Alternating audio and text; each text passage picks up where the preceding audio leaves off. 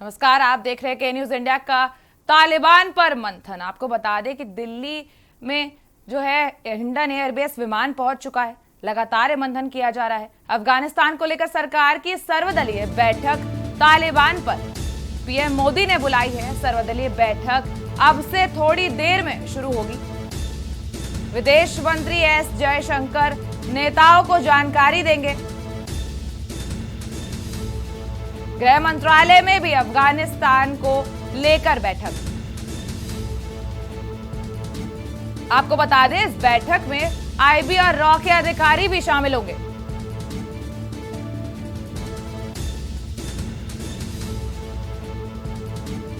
गृह मंत्रालय में भी अफगानिस्तान को लेकर बैठक होगी। आईबी और रॉ के अधिकारी भी इस बैठक में शामिल होंगे। अफगानिस्तान को लेकर सरकार की सर्वदलीय बैठक होगी आज।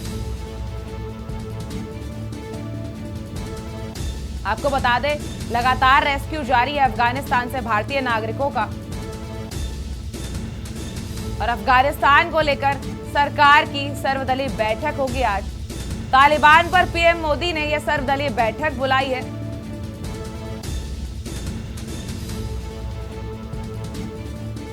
बैठक की तस्वीरें आपको दिखा रहे हैं, जहां कुछ देर बाद बैठक होगी। बस थोड़ी देर में शुरू होगी सर्वदलीय बैठक।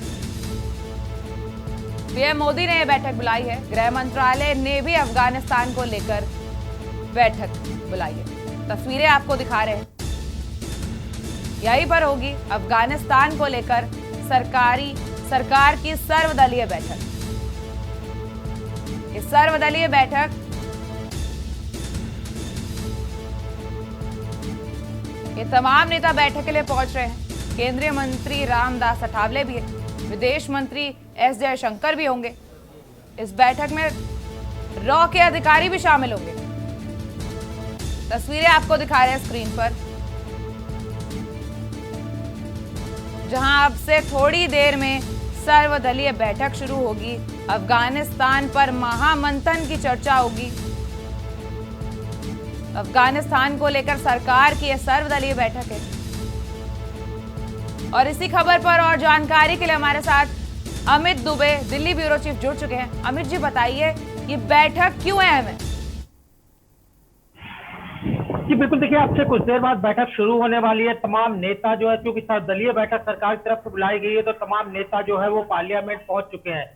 संसद भवन परिसर के अंदर ही बैठक संपन्न होनी है। और ऐसे में अफगान में जिस तरह के हालात बने हुए, उसे लेके सरकार तमाम दलों के सामने अपने विचार व्यक्त करेगी। एस जयशंकर जो कि विदेश मंत्री है, वो अफगानिस्तान को लेके तमाम दलों को सरकार की स्थिति से अवगत कराएंगे। हालांकि तमाम देशों की बात करें या भारत की बात करें, अब तक वेट एंड वॉच की पोजीशन में है।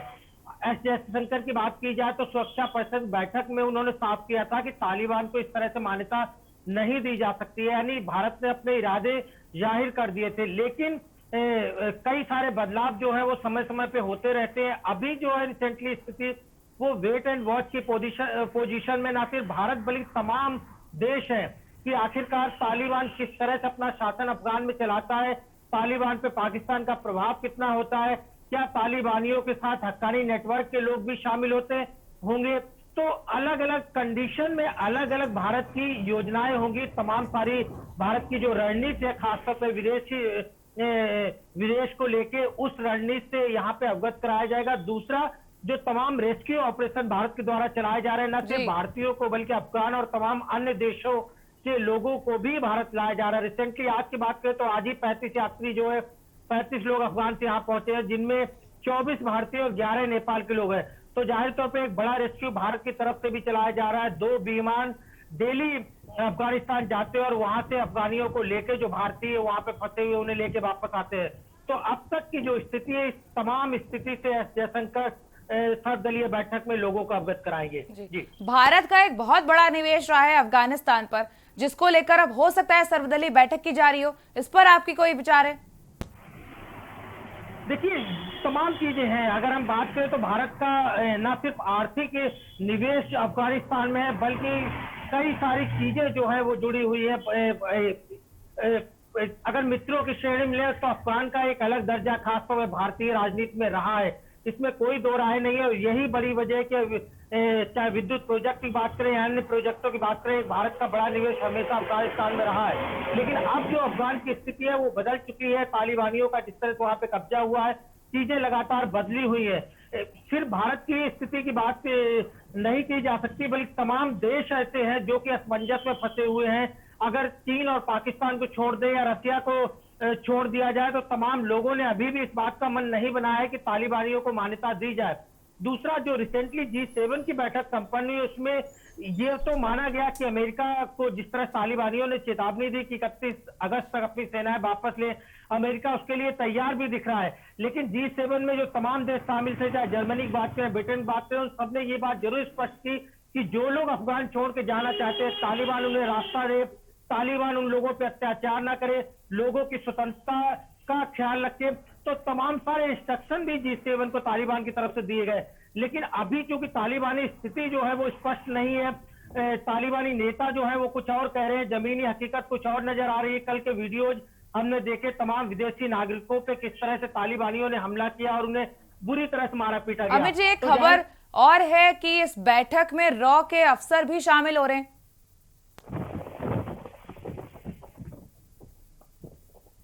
अमित जी, क्या आप सुन पा रहे हैं? जी बिल्कुल, देखिए तमाम लोग जो है वो शामिल है। पूरा विश्व अगर हम बात करें तो ये अफगान को लेके यहाँ पे लगा हुआ है। और क्योंकि अब तक जो है, अगर भारत की बात करें तो तमाम दल इस बात को कहते रहे कि सरकार को अपनी नीति स्पष्ट करनी चाहिए, सरकार को बैठक बुलानी चाहिए। और यही वजह है कि पहले से तय बैठक थी। आज जो 26 तारीख को आज जो बैठक हो रही है, ये पहले से तय बैठक थी, जिसमें सर्वदलीय बैठक यानी तमाम दलों के लोगों को बुलाया गया। जाहिर तौर पर सरकार उनके साथ भी विचार विमर्श करेगी कि आखिरकार सरकार की रणनीति क्या होनी चाहिए। ऐसे में जब अफगान में तालिबानियों का कब्जा हो रखा है, तमाम लोग भी अपनी राय व्यक्त करेंगे। और विदेश मंत्री एस जयशंकर भी तमाम चीजों को लेकर जो भारतीय सरकार सोचती है, जो भारतीय सरकार कर रही है, उसे लेके तमाम दलों को ब्रीफ करेंगे। जी, वेट एंड वॉच के मोड के बाद अब यह सर्वदलीय बैठक बुलाई गई है कि कितनी अहम मानी जा रही है अफगानिस्तान और भारत के निवेश को लेकर?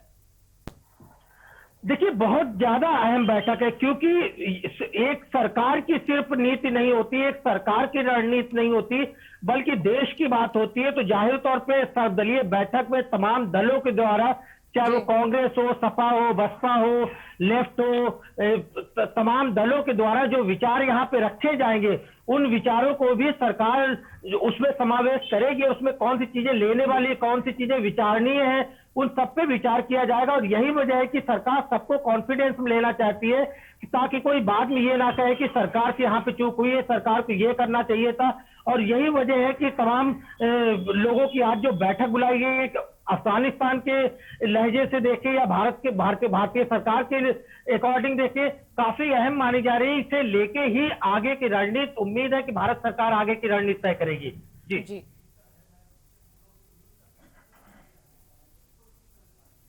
खबर आपको दिखा रहे थे हम अफगानिस्तान पे, और आज हिंडन एयरबेस पर भी जो है भारतीयों को लेकर वतन वापसी हुई है। एक खुशखबरी है। और इस पर आगे जितने भारतीय नागरिक और फंसे हुए उनको लेकर क्या कुछ रणनीति तैयार की जाएगी?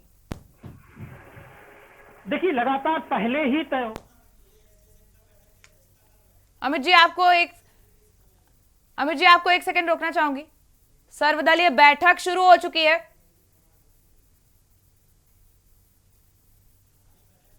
बैठक शुरू हो गई है। पीएम मोदी ने सर्वदलीय बैठक बुलाई थी अफगानिस्तान पर बिगड़े हालातों को लेकर। तमाम दल के नेता इस बैठक में शामिल हो चुके हैं। तस्वीरें आपको दिखा रहे हैं जहां तालिबान पर पीएम मोदी ने सर्वदलीय बैठक बुलाई है। विदेश मंत्री एस जयशंकर नेताओं को जानकारी देंगे। अफगानिस्तान के हालातों पर चर्चा होगी, रणनीतियां तैयार करी जाएंगी।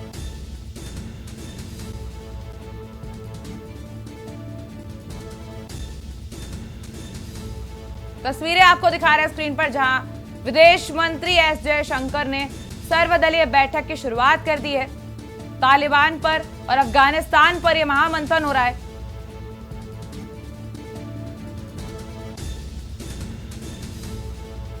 और इसी खबर पर जुड़ेंगे अमित से दोबारा। अमित जी बताइए, अफगानिस्तान में और फंसे जो भारतीय नागरिक हैं उनके लिए क्या कुछ रणनीति तैयार की जा रही है? देखिए, हर एक को रेस्क्यू करने की कोशिश की जा रही है। भारत सरकार ने स्पष्ट किया, विदेश मंत्री ने स्पष्ट किया है कि अफगान से एक एक भारतीय को निकालना सरकार की प्राथमिकता है और सरकार बखूबी इस काम में लगी हुई है। आज भी जो 35 लोग पहुंचे उसमें 24 भारतीय और 11 नेपाली लोग हैं। इसके अलावा दूसरा विमान जो है वो भी काबुल से उड़ान भर चुका है। बहुत जल्द जो भारत की सीमा में दाखिल होगा, दिल्ली एयरपोर्ट पे लैंड करेगा। तो ऐसे में जो भी भारतीय वहां पे फंसे हुए हैं उन्हें लगातार सरकार निकालने की कोशिश कर रही है और सरकार चाहती है कि 31 जो डेडलाइन खासतौर पे तालिबानियों द्वारा दी गई है, क्योंकि अमेरिकी राष्ट्रपति जो बाइडेन भी इस बात की आशंका जाहिर कर चुके हैं जब से तालिबानियों की तरफ से चेतावनी दी गई है कि नाटो जो है वो अपनी सेना 31 तक हर हाल में हटा ले। तो इसके बाद जो बाइडेन की तरफ से भी चेतावनी दी गई है कि ऐसे में अलर्ट किया गया है कि अमेरिकी सेना पे हमला हो सकता है, यानी आईएसआईएस की तरफ से एक बड़ा हमला जो है वो अमेरिकी सेना पे हो सकता है। तो जाहिर तौर पे न सिर्फ अमेरिका बल्कि तमाम देशों की प्राथमिकता है कि अपने अपने नागरिकों को जल्द से जल्द बाहर निकाले। भारत भी इस काम में लगातार लगा हुआ है और लगातार लोगों को यहाँ पे रेस्क्यू किया जा रहा है।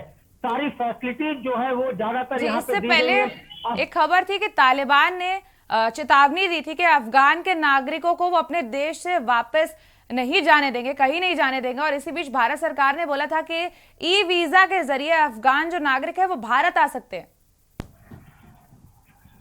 जी बिल्कुल, देखिए अफगानियों के लिए एक बड़ा समर्थन मिला है, खासतौर पे भारत सरकार की तरफ से बड़ी सहूलियत मिली है, क्योंकि अब तक उन लोगों को लगता था कि आखिरकार अफगान छोड़े तो जाए कहाँ। अब भारत एक विकल्प हो सकता है जिस तरह से ई वीजा की सरकार ने अनुमति दे दी है और तमाम लोग यहाँ पहुंचे भी हैं। न सिर्फ अफगानी लोग बल्कि अफगानी जो सांसद थे, अफगानी जो नेता थे वो भी बड़ी संख्या में यहाँ पे पहुंचे हुए हैं।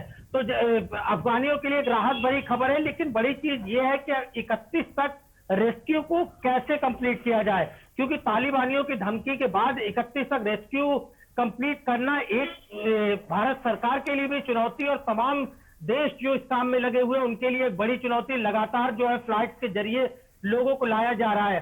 हालांकि विदेश मंत्री स्पष्ट कर दिया, इसमें कोई दो राय नहीं है कि भारत अपनी रणनीति मजबूत कर चुका है। हर एक भारतीय को निकालना, अफगान से निकालना भारत सरकार की पहली प्राथमिकता है। जैसे आपने बताया कि कुछ हमले की खबर भी सामने आ रही है, शायद इसीलिए जो है रॉ के अधिकारी और आईबी को जो है मीटिंग में शामिल किया गया है। देखिए, 2 बैठकें हो रही है। पहली बैठक जो है वो सर्वदलीय बैठक है जिसमें तमाम दलों के नेता शामिल होंगे और विदेश मंत्री जो है इसे अफगान को लेके इन तमाम दलों तमाम नेताओं को ब्रीफ करेंगे। दूसरी बैठक जो है वो गृह मंत्रालय के अंदर बैठक हो रही है। गृह मंत्रालय के अंदर जो बैठक हो रही है उसमें सरकार अपनी रणनीति को लेके बैठक कर रही है कि सरकार किस तरह से अपने आप को अलर्ट पे रखे, खासतौर पर जम्मू कश्मीर को लेके या तमाम जगहों को लेके। जिस तरह से चाहे हक्कानी नेटवर्क की बात करें या तालिबान जिस तरह से भारत लगातार भारत का विरोध करता रहा है, उस स्थिति को देखें तो इन स्थितियों से कैसे निपटा जाए, भारत के लिए बड़ा संकट खड़ा हो गया। और उसी की रणनीति के तहत गृह मंत्रालय में एक बैठक होनी है जिसमें चाहे रॉ की बात करें, आईबी की बात करें, तमाम गृह सचिव की बात करें, तमाम लोग जो है वो इस बैठक में शामिल होंगे और सरकार आगे की रणनीति बनाएगी कि आखिरकार सुरक्षा व्यवस्था को और ज्यादा मजबूत कैसे किया जा सके। जी अमित, आपके साथ बने रहेंगे। इस जानकारी के लिए आपका धन्यवाद। तस्वीरें आपको दिखा रहे हैं स्क्रीन पर, जहां सर्वदलीय बैठक शुरू हो चुकी है। विदेश मंत्री एस जयशंकर ने सर्वदलीय बैठक में नेताओं को जानकारी देंगे। गृह मंत्रालय में भी अफगानिस्तान को लेकर बैठक होगी। तस्वीरें आपको दिखा रहे हैं स्क्रीन पर, सीधी तस्वीरें हैं ये, जहां आईबी और रॉ के अधिकारियों को भी बुलाया जाएगा। अफगानिस्तान को लेकर सरकार की यह सर्वदलीय बैठक है जहां तमाम नेता गण शामिल हैं। रामदास अठावले भी मौजूद हैं, अनुप्रिया पटेल भी मौजूद हैं। विदेश मंत्री एस जयशंकर जानकारी देंगे सभी नेताओं को। सभी पार्टियों के दल इस बैठक में शामिल हैं। दिल्ली से आपको सीधे तस्वीरें दिखा रहे हैं, जहां आज सर्वदलीय बैठक शुरू हो गई है। यह सर्वदलीय बैठक का अहम मुद्दा है अफगानिस्तान और तालिबान पर पीएम मोदी ने यह सर्वदलीय बैठक बुलाई है। इस तस्वीरों में आप आनंद शर्मा को देख सकते हैं।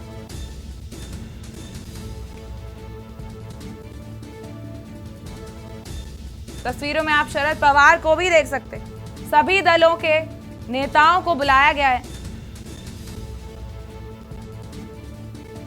अफगानिस्तान को लेकर महामंथन होगा इस सर्वदलीय बैठक में।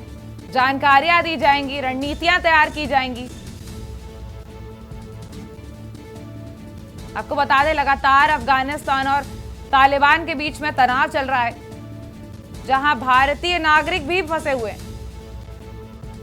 भारत का निवेश भी है वहां पर, और इन्हीं सब तमाम मुद्दों को लेकर यह सर्वदलीय बैठक बुलाई गई है।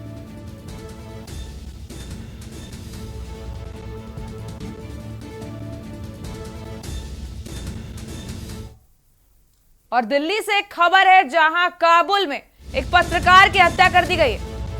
काबुल में टोलो न्यूज के रिपोर्टर की हत्या कर दी गई है। बड़ी खबर